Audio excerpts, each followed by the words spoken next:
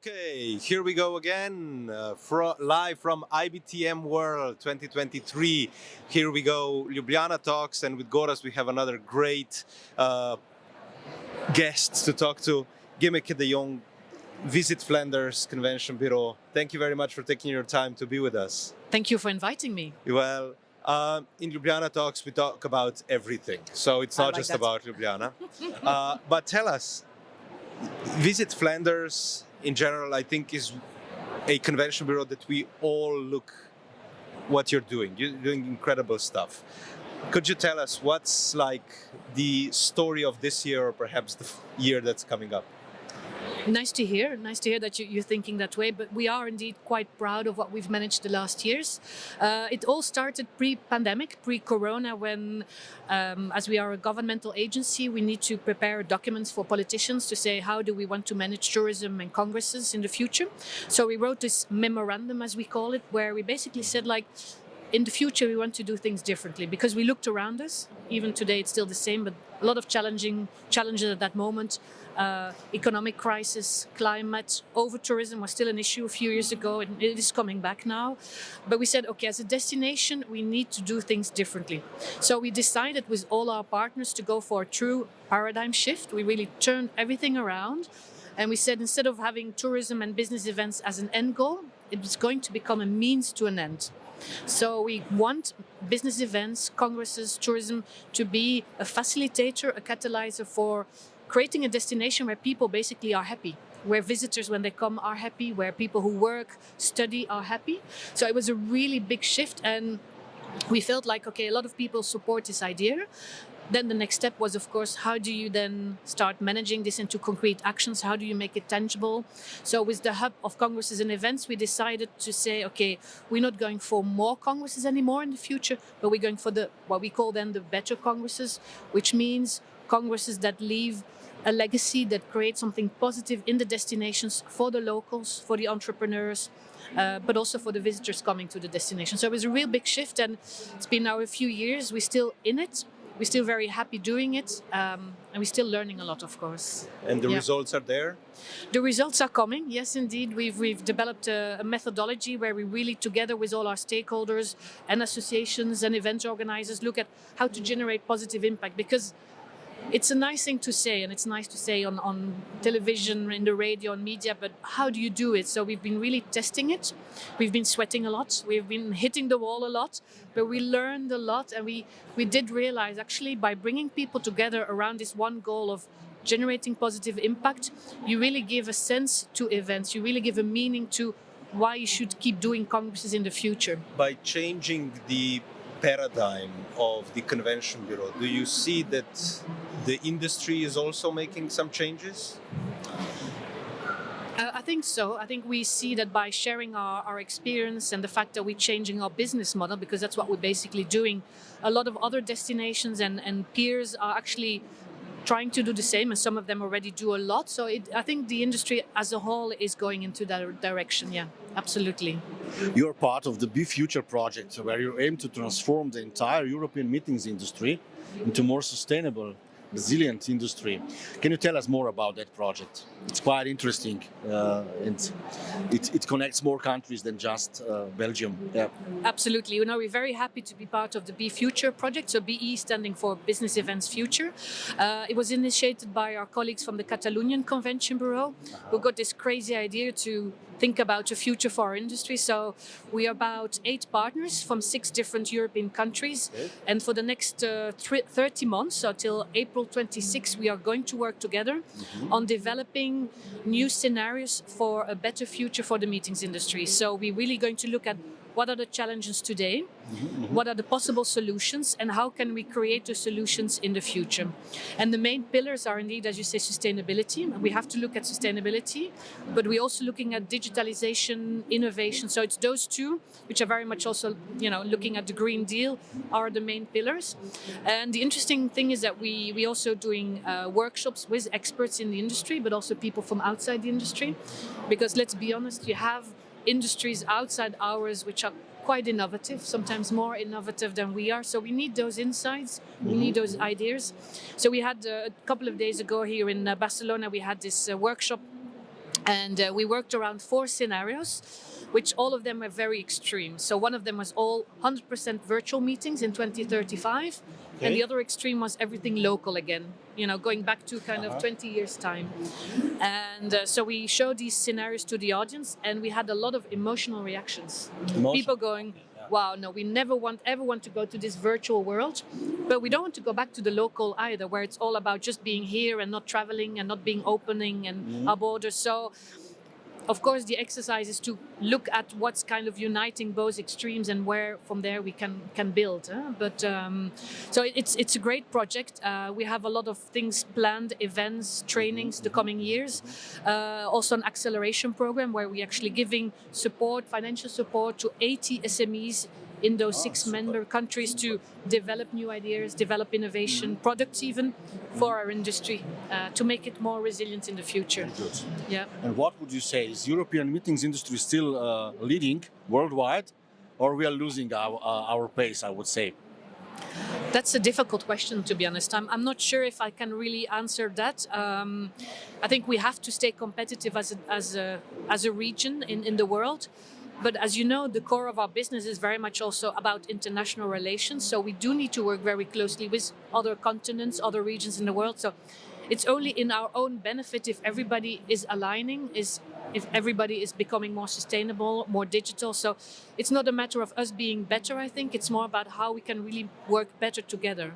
Yeah. Yesterday we had some really interesting conversation on this topic.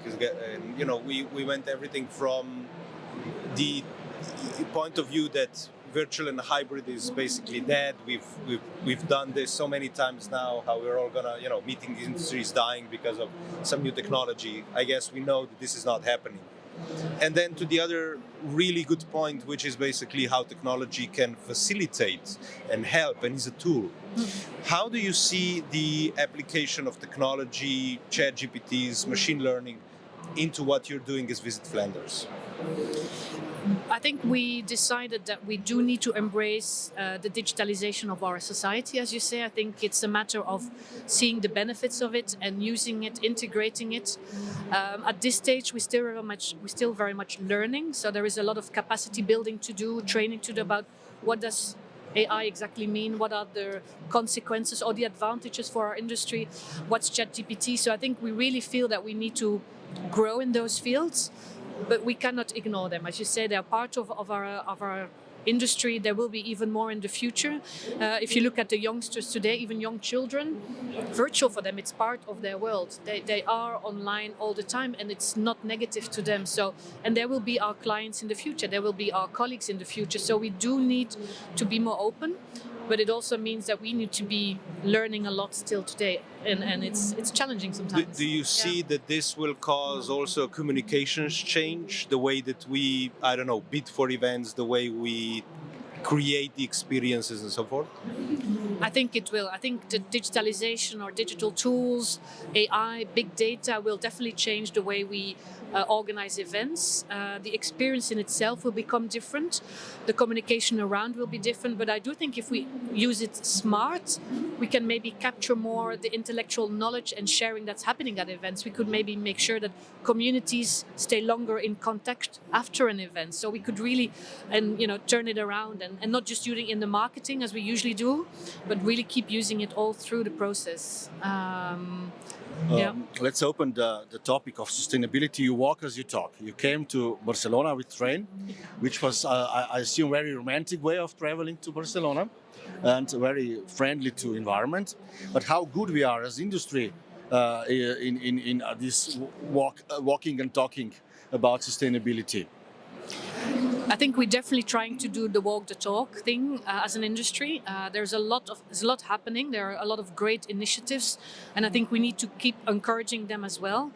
But one of the main issues we have as an industry is that we're very carbon heavy, CO2 heavy, because of the transport aspect in our business. When you look at traveling, it's about 80% of the carbon emission linked to what we do. So only that part, how to change that and turn it down or reduce it, is a challenge. So I think, again, it's step by step going there. And the nice thing about taking the train and also telling people is that you get a lot of positive reactions, and people go, oh, so actually you managed to do that and you're still alive and you had a good time and blah, blah, blah. Maybe next year we'll do the same. And so I think we do have to stay patient when it comes down to sustainability. I wish we could go faster, and we will at some point need to maybe go faster. I always say, like, imagine that the European Commission or governments tell us, like, let's halve the number of events you have per year in your country. What do you do as a government? What do you do as a convention bureau?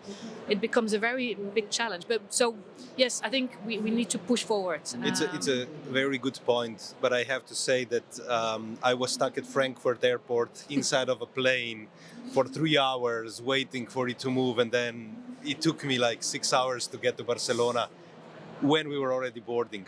Since we boarded, how long did it take you to get here? What do you think? I would assume about the same. I left Brussels, and so I did Brussels one stop, and then Barcelona. It took me 9 hours. And it's very comfortable traveling, you know, those fast trains. You have a coffee, you walk around, you work a lot, you sleep a little. So it's a different experience. I think, you know, taking a plane, I find it always a bit more, you know, it's a bit more running around. You have less space in the plane. You should really look at one day in the train is one day at work. You have time to work, to phone, but it's a mindset, I think, you have to go through. Yeah. Well, if you had a magic event, what would you change in the world of events? Or another question is, if everything goes to Metaverse, what will you take to the Metaverse with you? I think people. I think at the end of the day, it's really about the connections we make. You know, having the chat with you here today is again a great experience, and I'll take a lot away from it. But we could have done it in the Metaverse, and maybe one day we will. And then we might meet later in a real restaurant to have a dinner. So again, I'm very positive, you know, in general, and I really want to go for that positive side in things. So let's embrace that Metaverse and see how it can make our lives better, how it can make the industry more sustainable, and maybe also create better life quality for all. Yeah. So you are definitely optimistic about it. I want to stay optimistic. Very good. I think very we have good. to. Yeah. And the next question is again coming back to BEFuture project. Can you share some more details about the future? I don't know. You said that you have several fields you want to cover. This is interesting, I would say, for the audience, and would like to learn more about it. Yeah. Of course. No, I think the nice things we want to do is also, for instance, a hackathon. We're looking at, like, next year and the year after, going to all different kinds of events in Europe to also learn from the audience. And we definitely want to learn more from younger generations, from students, because we had one expert in the room the other day who was teaching all about gaming. And so his pupils are around 20, and he said, like, they are already looking very differently at tourism. If I take them one day to a nice city trip, they're like, nah, after half a day, let's change. Or so I do think we need to involve more students in the project, make sure we have their voice, because they will know what will happen. And very much important is, I think, to keep sharing our learnings with people in the industry, because by doing those workshops, you kind of prepare people to think about the future and not to be afraid of it. I think that's it as well. So if we're saying that, you know, the paradigm shift that you've done as Visit Flanders, and with the ambition of trying to understand the future, you basically could say that, you know, you are looking at events which potentially you would be the one that says no to an event if it doesn't bring enough, you know, on your scale. How would you justify that, or how would you explain this to your partners, to your members in the city? I think the why we do what we do and why this paradigm shift is definitely something that we've been working on the last 2 or 3 years, because, as you said, there is always the economic impact, which is important for society, for our suppliers, our partners. So we really want to show them that there is still an economic impact that counts, but it goes hand in hand with a societal impact. We want to show them if you bring an event to your hotel, to your venue, there is more than just that. But it's taking them through that process, that mind shift, that paradigm shift. And after 2-3 years, we do see that they start coming back to saying, okay, Gemmeke, we do see the value. We do see why it's important to go beyond just having the event 1 or 2 days here and then people flying or training back. So, but it's true. It's about balance of, there is still the economy. We're not going to say stop to events and meetings and let's just do everything online. And we have to think about our cities, about what's happening in our cities, the capacity in the cities. So it's finding that balance, economy, societal impact, and it's again step by step. Yeah. You were super innovative in marketing of Flanders, a great example and benchmark for many of our colleagues. And my question is simple one: what works and what not at this particular moment in marketing of destination? We've chosen in Flanders to go very niche, I think, in a way, and it's linked again to this change in mindset and paradigm shift. We said we want to invite, everybody's welcome. That's for sure. Okay. But we want that those people who come to our destination really have a connection with the destination. So it means that they have maybe the same values or share the same passions, whether it's, this sounds very cliche, but cycling is very big in Flanders. Gastronomy, arts and heritage is very big. So we want to say those people who come and have maybe share those same passions will have a extra experience when they come. They will not just come for general stuff, but they will actually really have a connection with maybe the locals who like to cycle as well, or the food that we share. So we've decided to go much more niche in our marketing, and it's the same for the congresses. We like people we invite to come for congresses. If they want an extra experience or impact, it's when there is a connection with the locals in the same fields. So it requires, again, a more in-depth research as well about who is your target group and how do you get into their community and how do you bring their community to our community. Yeah. And my question in regards with that is why because Flanders, I think because it all goes back to what at the beginning we said, we don't want over-tourism, we want quality of life, we want a balanced, we like to say a flourishing destination where everybody's feeling okay and happy. It sounds really strange and funny to say, and it's maybe the same for you, but before the pandemic, we looked at figures and trends on graphs showing over-tourism or tourism numbers in the future, and even small cities in our region, and we are very small, were at some point reaching over-tourism. So it felt crazy. We're not going to have. So we said okay, we need to.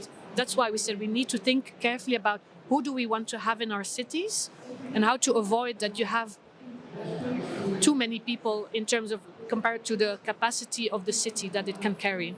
I mean, we all know that Belgium in general is the hub of European Parliament and all that. So definitely there's a lot of events, there's a lot of potential to go into that.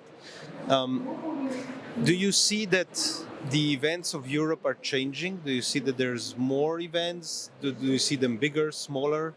How do you notice that in the case of Flanders?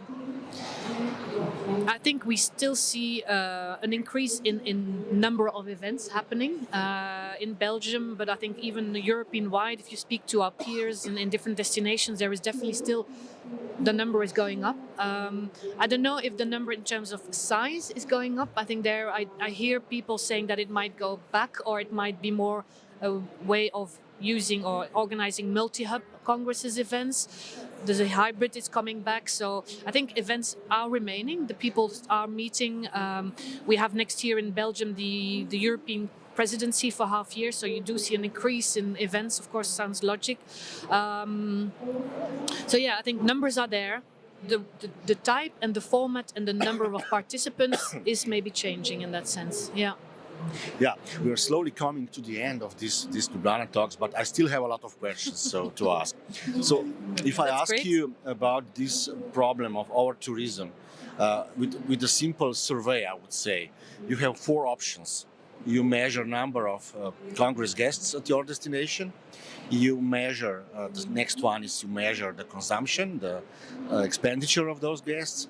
You measure the growth of congresses and events. So the concept of degrowth, or you just go for, I would say, number of events at the end of the day. What would you choose actually? I as a have to choose destination? one of them, or No, can I do you combination? can comment. You can comment, do a Okay. combination, whatever you like actually. Yeah. We're developing a system whereby we measure the economic impact to always show what is the dollar, the euro at the end of the line, at the end of the event, for the partners, for ourselves, for the politicians, and we also measure the impact. To be fair, measuring societal impact is a bit more challenging. What kind of indicators do you use? How especially do you measure on the long term? The event is gone. How do you keep measuring in the years after that it has had an impact?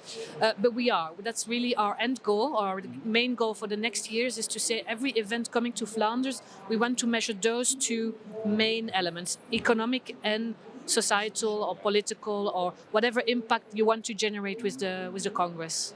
Yeah. This is interesting because I believe that non-stop growth is not possible, because at the end we have a problem as we have it now. The planet is really in danger. So basically this is because of this obsession with non-stop growth. So that was a little bit of activism from my side. No, But I agree with what you say. Yeah.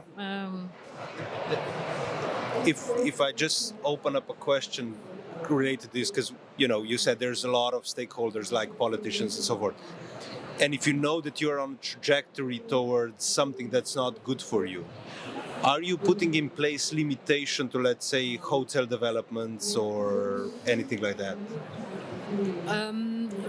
Limitations, I don't think we can say it limitations, but we are trying to have a set of criteria in advance that is analyzing the total impact of an investment. So indeed, if there's a new hotel, a new Congress venue, and it's really going back to the general strategy for the region, what do we want to achieve together with our cities, because we're working on a regional level closely with our cities.